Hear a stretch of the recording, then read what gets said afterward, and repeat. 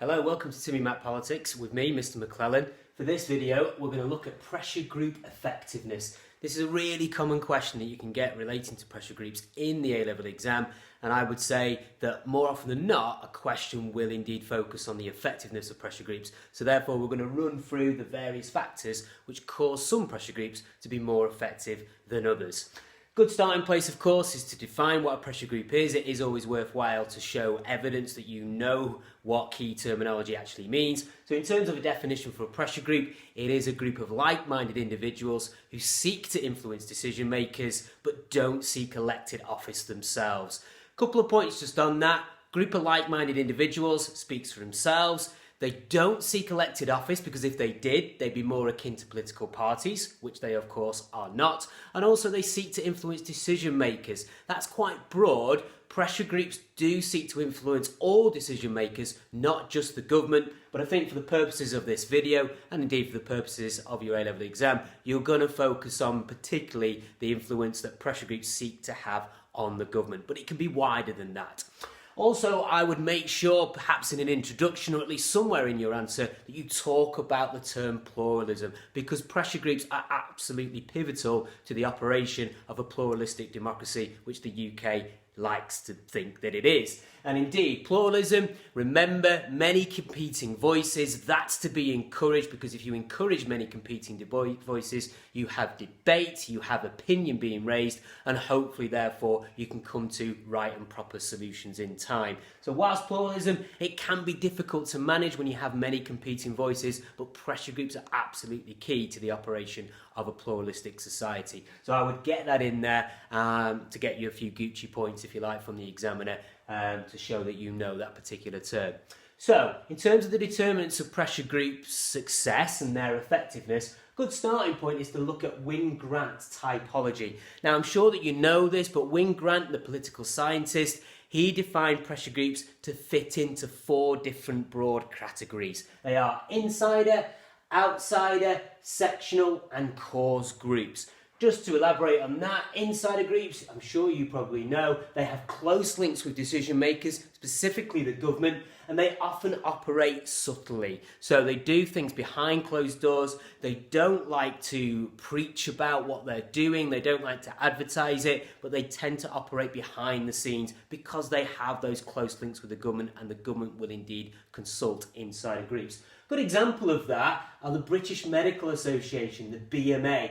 The BMA has been central in terms of discussion with the government when it comes to doctors' contracts, the sugar tax, which is now levied on sugary drinks, and indeed on the smoking ban, which was introduced in 2006, the public smoking ban in the UK. The British Medical Association would have been consulted on all of those 3 issues by the government. You may not have known about it too much, but indeed that's the value of being an insider group. And it's thought that insider groups, they tend to have much more influence as opposed to outsider groups. So do remember that, guys. A key aspect of pressure group success often relates to the fact that the government is willing to talk to them, and therefore the pressure group can achieve positive change as they see it.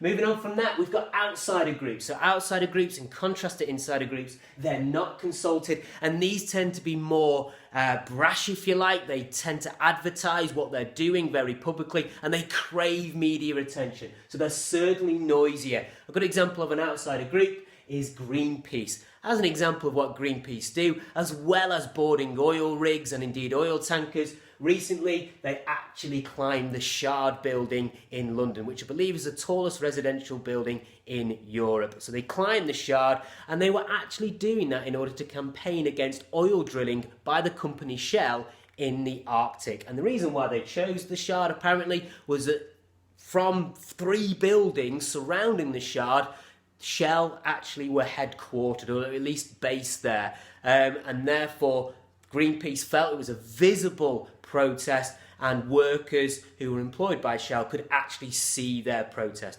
Apparently Shell was not based in the Shard itself, but their workers could see the Greenpeace protesters on the Shard building. So a key outsider tactic gets publicity, doesn't necessarily mean that the government are willing to listen, at least not publicly, to Greenpeace, but they've raised awareness about the issue. Outsider groups because they tend to be quite controversial. Civil disobedience is a key aspect of what they do. The government can be a little bit tentative when it comes to talking to outsider groups in order to find out what they want.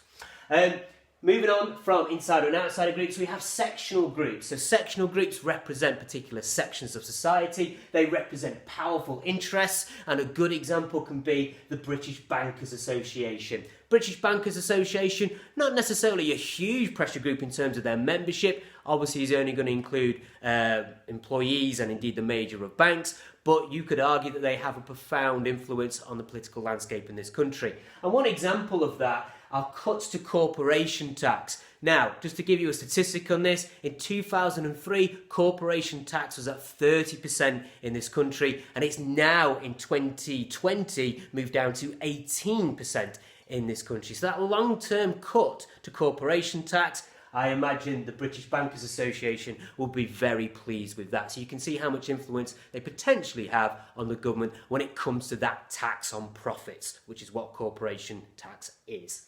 Moving on from sectional groups, we have cause groups. Cause groups can often get their influence because they are seen to often have virtuous aims, okay? As an example, we've got the RSPCA, the Royal Society for the Prevention of Cruelty to Animals, and it's very difficult to argue with what the RSPCA campaigned for, to stop cruelty to animals, of course, and to raise awareness of animal welfare issues. As an example of some success that the RSPCA have perhaps achieved is that the sentence, the prison sentence, the maximum sentence for animal cruelty has now been raised to 5 years. So the RSPCA would be supportive of that, and it's very difficult, without knowing too much detail, to argue with that. And that's the value of cause groups who do seem to have lots of aims, if you like, that seem to chime with public opinion. Just be careful with Wynne Grant's typology. It is limited in the sense that pressure groups don't always neatly fit into these categories, and it's worth making a note of that in any answer that you give. And it's also worth stating that pressure groups, they do often change from being insider, outsider, sectional, or even cause. So it's in a constant state of flux. The pressure group landscape, just as with the political and indeed the societal landscape, it changes an awful lot. So acknowledge that when you are talking about Wynne Grant's typology. Next key determinant of pressure group success relates to the aims of pressure groups. Similar to what we said about cause groups having virtuous aims, but some aims of pressure groups tend to go with the flow of public opinion. They're in tune with public opinion. And when that occurs, the pressure group is much more likely to achieve success. Good example of this are the competing aims, if you like, of the pressure groups Forest and of Ash. Forest is a pro-smoking lobby, and they argued that the smoking ban, for example, in 2006, which was introduced into the UK, shouldn't be a policy which the government sought to introduce because it was interfere with people's personal liberty. They don't necessarily talk about the value of smoking as such, they more often link smoking with a personal liberty issue. In contrast, you have the anti-smoking group, Ash, and they of course advocated that the smoking ban should be introduced into the UK in 2006, and of course Ash got their way. The government has introduced the smoking ban, and there doesn't seem to be any sign that that will be rolled back, and it's probably because the public seem to be accepting of that particular change which has occurred. Their aims are in tune with public opinion, and it means that it's much more likely that their aims will be fulfilled. Next key determinant, guys, very pivotal key determinant here, relates to the membership of pressure groups. So, for example, you have some pressure groups with a huge membership, and they can call upon lots of people for support. Good example here, guys, is the RSPB, the Royal Society for the Protection of Birds, and every year they seem to undertake a garden bird watch, and they can call upon a huge number of people. I've given the example of the 2015 garden bird watch, where it's thought that the RSPB were able to call upon 500,000 people in order to help them with that bird watch. And therefore, because they've got a large membership, the government or indeed decision makers are going to be more likely to listen to them.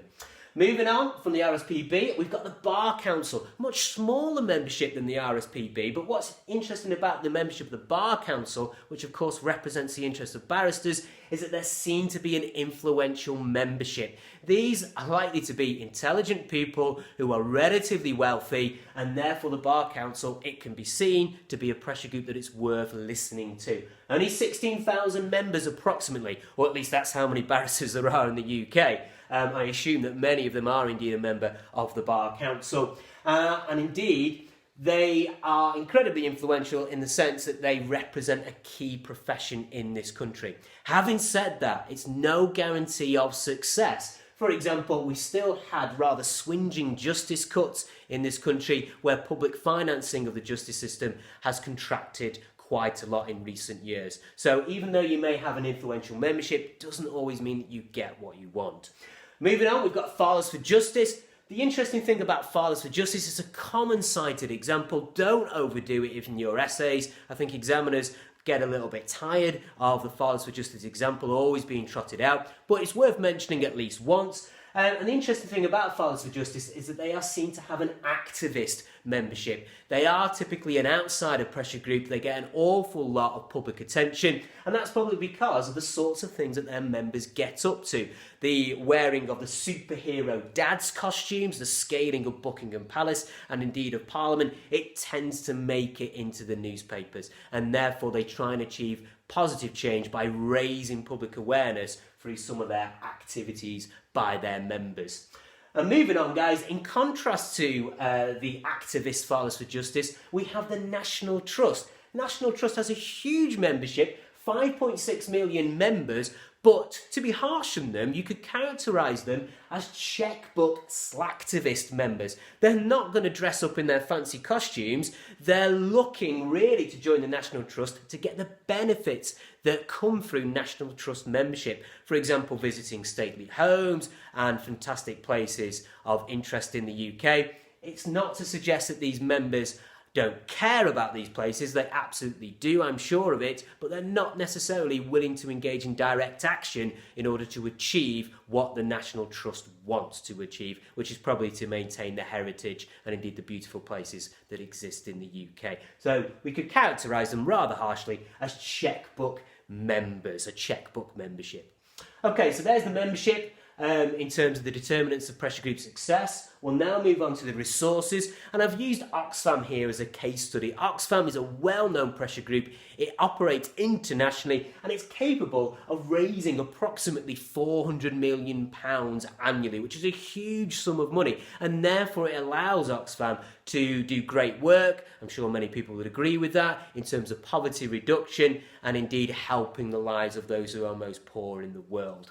Again, virtuous aims for a cause group like Oxfam. However, it doesn't mean that Oxfam can escape scandal or indeed an element of failure. And I've given the example here of the Haiti sex abuse scandal, which seemed to originate around about 2010 following the earthquake that happened in Haiti. And it was reported that employees of Oxfam and volunteers for Oxfam were engaged in the hiring of local prostitutes. And obviously these were a desperate population in Haiti at the time.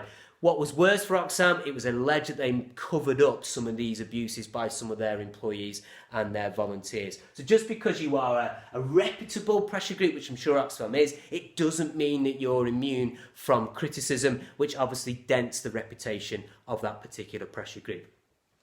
Organisation now is a key determinant of pressure group success. I'm going to look here at the RMT, the Rail, Maritime and Transport Union, and I think this is a key example of where a pressure group has sought to have maximum impact. And if you are a well-organised pressure group, you want to get as maximum impact as you possibly can if you are organised, but also if you choose your timing correctly. And the RMT, I feel, certainly did that in relation to the London tube strikes, which they threatened in 2012. But rather interestingly, they threatened these London tube strikes in relation to tube workers getting more pay around the time of the London 2012 Olympics. And essentially, they had the government over a bit of a barrel regarding this particular threat of strike action. And a key figure in relation opposition to the RMT at the time was the union leader Bob Crow. Check out a few YouTube videos of Bob Crow. They don't make many union leaders like him nowadays. He sadly died several years ago, but he was such a pivotal supporter of the members of the RMT. He was brash, he was overt, he didn't pull any punches, and he managed to get an actual pay boost for London Tube workers because he argued that they were going to work much harder during the London Olympics. So cite the name of Bob Crow and indeed the RMT. Another example more recently is Extinction Rebellion, which, as we know, in the last year or two have coordinated mass civil disobedience, a key term to include in any answer, mass civil disobedience, and they've managed to close various key routes in London and indeed bridges as well. And it seems actually that the Extinction Rebellion, you can maybe equate some success with them because, of course, the government has committed to net zero carbon emissions by 2050. And that happened at around the same time that Extinction Rebellion were carrying out all their protests, their direct action protests in London. Moving on from organisation, we'll look at celebrity endorsement. And of course, if you can get celebrity endorsement, you're more likely to make the headlines as a pressure group and influence the government that way. The best example that we have of this is, of course, Joanna Lumley's association with the Gurkha Justice Campaign. If you don't know who Joanna Lumley is, go and Google her, or indeed ask your parents, okay? They will certainly know who she is. But she was a keen supporter of the Gurkha Justice Campaign. And if you don't know, Gurkhas are soldiers who are based in Nepal, but they fight within the British Army, okay? They seem to be rather tough, rather effective soldiers, so they've been incorporated into the British Army. And indeed, Joanna Lumley's father fought alongside, I think he commanded some Gurkha soldiers in a Gurkha regiment. The argument that Joanna Lumley and indeed the Gurkha Justice Campaign was trying to put forward is that Gurkha soldiers should have greater settlement rights in the UK, and it was thought that the British government and indeed the immigration system discriminated against them, even though they had fought alongside British soldiers and indeed worn the Union Jack on their shoulders or on their arms. So Joanna Lumley was asking for better settlement rights for Gurkha soldiers.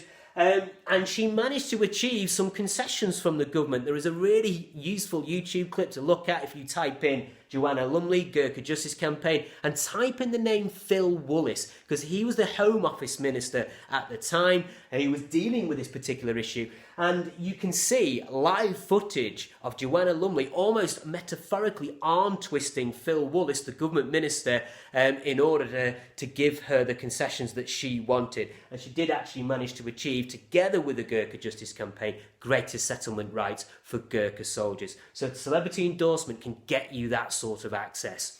Moving on to the methodology that pressure groups employ, the tactics, and I think this encompasses a lot of things that we've spoken to already, but indeed pressure groups, they will try and exploit different access points. A key term there, guys. They will try and gain their influence in any way that they can. They want access to decision makers and they will search everywhere in order to get that. So talk about pressure groups trying to exploit different access points. And a key word as well that they will often use and employ pressure groups is the L word, as I often refer to as lobbying. That needs to go in your answer regarding pressure group tactics and the effectiveness of pressure groups. They employ lobbying. Essentially, they try and influence people. That's what lobbying is, okay? Trying to exert pressure on people in order to get what you want.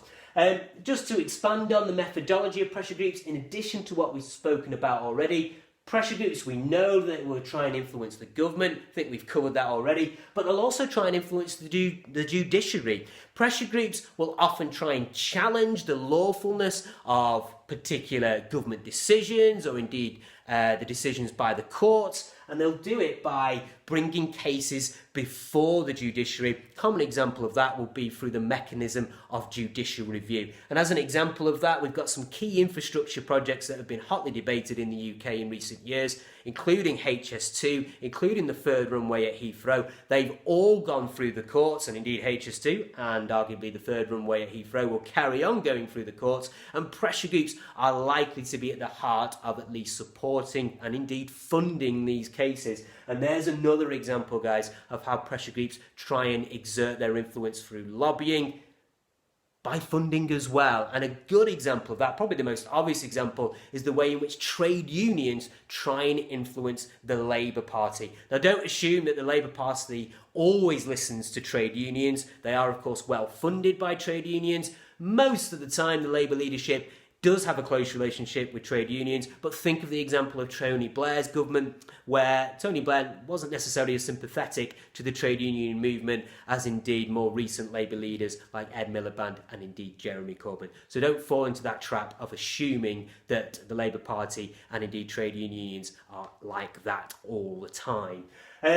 Finally, guys, just by way as a little bit of a conclusion, do remember that it is difficult to measure pressure group success. We don't really know sometimes what decisions have been prompted by pressure group influence, and the government certainly won't announce a decision and necessarily draw a link between how they've been influenced by a pressure group.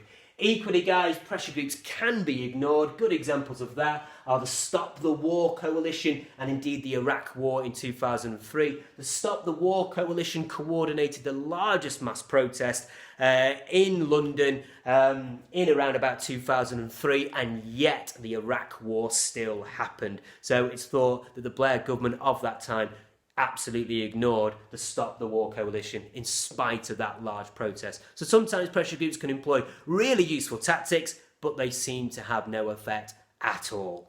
And then finally, guys, the success of pressure groups is unpredictable. And I think a useful example to bring in at this point is in relation to social movements. Now, a social movement, I guess, is a bit like a pressure group, but they're less structured. And indeed, it's more difficult to identify the aims of a social movement. As example, guys, we've got the Occupy movement and indeed the hashtag #MeToo movement, which obviously originated on Twitter. The Occupy movement, following the financial crisis of 2008, sought to draw the attention of the world to levels of inequality in the world. I remember the placard, "We are the 99%, emphasising that 99% of the people in this world aren't necessarily rich, and yet they seem to be discriminated against in comparison to the 1% where indeed wealth was concentrated. So the Occupy movement was trying to draw attention to global wealth inequality, and indeed the Me Too movement has tried to draw attention to abuse against women, mainly perpetrated by men, of course. But indeed, it's very difficult to know what the precise aims of these social movements are or indeed were, okay?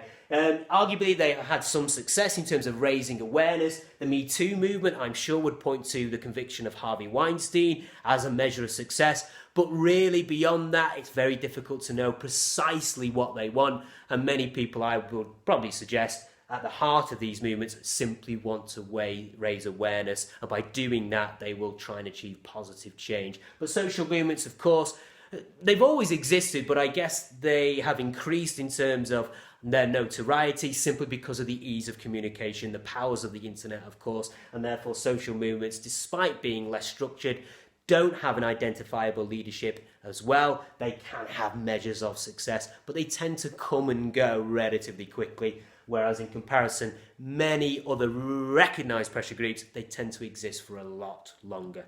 Okay, guys, hopefully that was useful for you. Thank you very much.